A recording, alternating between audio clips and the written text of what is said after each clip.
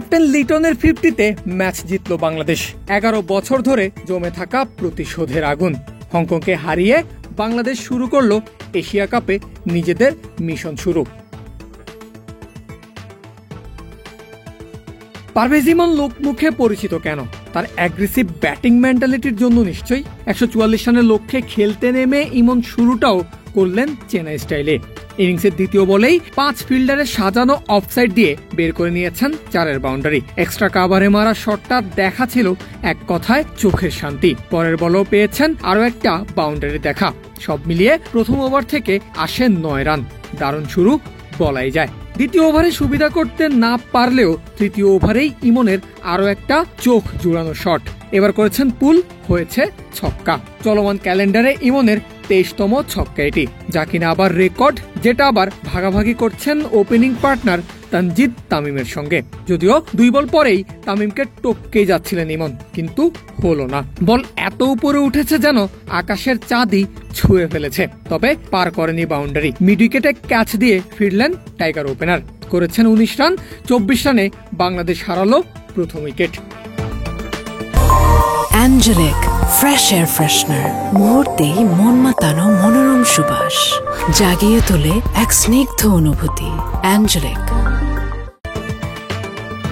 এরপর ক্রিজে এলেন ক্যাপ্টেন লিটন কুমার দাস। টাইগারদের রান এগুচ্ছে ঠিকঠাক, তবে পাওয়ার প্লের শেষ ওভারে ফেরেন তানজিদ তামিমও।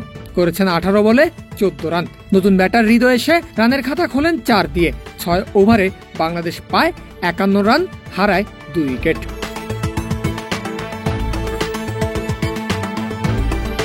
দেখে শুনেই খেলতে থাকে লিটন হৃদয় জুটি। 10 ওভারে বাংলাদেশের সংগ্রহ দাঁড়ায় 74 আর 100 পূর্ণ হয় 13 ওভারে। দলের রান শতক পার করতেই হাত খোলেন লিটন দাস। 4 ছক্কায় পূর্ণ করেন নিজের হাফ সেঞ্চুরি। ততক্ষণে জয়ও বাংলাদেশের দ্বার প্রান্তে। ধীরগতির ব্যাটিং হলেও নিজেদের প্রথম জয় তুলে নিতে মোটেও বেগ পেতে হয়নি বাংলাদেশকে। এশিয়া কাপে বাংলাদেশের শুরুটা যেন মুখস্থই হলো। টস জিতে আগে বোলিং, এরপর যথারীতি ওপেনিং ওভারে বল গেল শেখ মেহেদীর হাতে। ওভারটায় মেহেদী খরচ করেছেন মাত্র 2 রান, মানে দুর্দান্ত শুরু। এর মধ্যে তৃতীয় বলে জিশান আলীর এলবিডব্লিউ ইম্প্যাক্ট আম্পায়ার্স কল না হলে প্রথম ওভারেই উইকেটও এনে দিতে পারতেন বাংলাদেশকে। যাই হোক, দ্বিতীয় ওভারে বলে এলেন তাসকিন আহমেদ। শুরুতেই নো বল, এরপর প্রথম বৈধ বলেই হজম করলেন 4। তবে এবার তৃতীয় বলে ঠিকই উইকেট পেল বাংলাদেশ। আংশুমান রাঠকে লিটন দাসের ক্যাচ বানিয়েছেন তাসকিন, যদিও আম্পায়ার আউটটা দিতে রাজি ছিলেন না। তবে ব্যাট বলের সংযোগের আওয়াজ শুনেই রিভিউ নেওয়ার সিদ্ধান্ত নেয় টাইগাররা। শেষমেশ হংকংয়ের 7 রানে প্রথম উইকেটের দেখা পায় বাংলাদেশ। উইকেট পেলেও ওভারটায় তাসকিন খরচ করেছেন 11টা রান। তৃতীয় ওভারে লিটন বল তুলে দেন তানজিম সাকিবের হাতে, যেখান থেকে দুর্দান্ত 4টা ডট আদায় করে এই পেসার খরচ করেছেন মাত্র 3 রান। চতুর্থ ওভারে আবারও তাসকিন। এবার কোনো বাউন্ডারি না হলেও নিজের দ্বিতীয় ওভারে তাসকিন খরচ করেছেন 8টা রান। আর পঞ্চম ওভারে এসে ম্যাচের প্রথম ছক্কা হাঁকায় হংকং। তবে পরের বলেই সাকিবের চিরচেনা আগ্রাসী কামব্যাক। বাবর হায়াতের স্টাম্প উড়িয়ে দিয়ে তার মুখের উপরেই সেলিব্রেশন করেছেন এই টাইগার পেসার। 7 রান খরচায় এই ওভার থেকেও সাকিব আদায় করেছেন 4টা ডট।